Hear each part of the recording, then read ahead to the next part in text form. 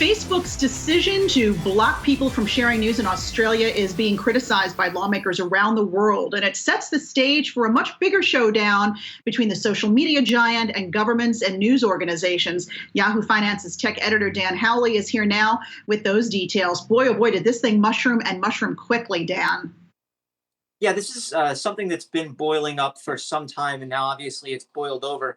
Essentially, what's happening here is Australia is saying, look, social media, Facebook, Google, the like, have really dominated the ad market and damaged the media industry to a degree that now government has to step in and kind of make some kind of deal between these companies and media industries in which if those companies, Facebook and Google, are going to use news stories from media organizations, then they have to compensate those organizations. Now, it looks like this legislation is going to pass in Australia next week. Google has already tried to come forward with some kind of agreement where they will pay News Corp, which is obviously the owner of the Wall Street Journal, Fox News, and owned by Rupert Murdoch, basically providing money for the use of articles in the US, UK, and Australia. But Facebook has taken a completely separate approach and decided they're not going to play ball at all. So they've pulled the ability to look at news in Australia, whether that's national or international news. In the process, it ended up taking down other kind of posts that weren't related to news.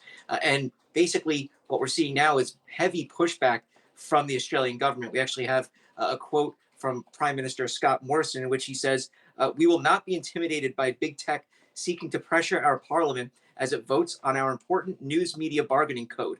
I encourage Facebook to constructively work with the Australian government, as Google recently demonstrated in good faith." Now, this is something that we're going to see potentially reach our shores in the US as well as in the UK. And we've had organizations like Google and Facebook say that they will work with media in the past, have provided some money to them. But the fact that they dominate the ad industry so much almost makes it untenable for media organizations to continue to operate as they would. And obviously, we've seen that impact from mass layoffs across different organizations around the world.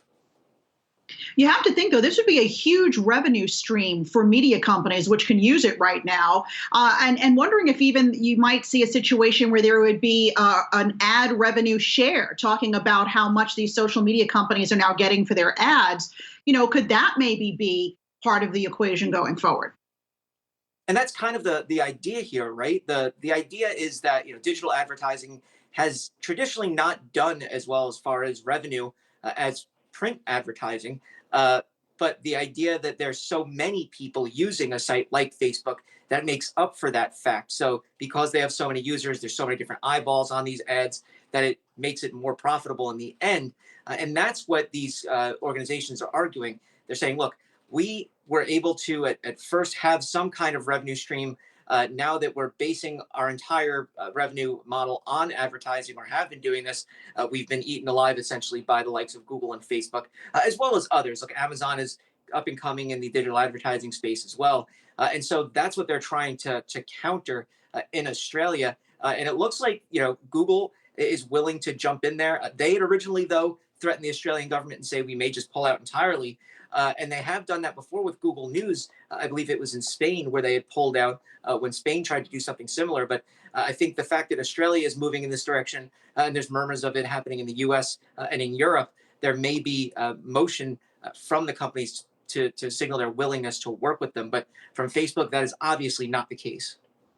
Yeah, well, it could be definitely larger implications here for us all. Thanks a lot, Dan Howley.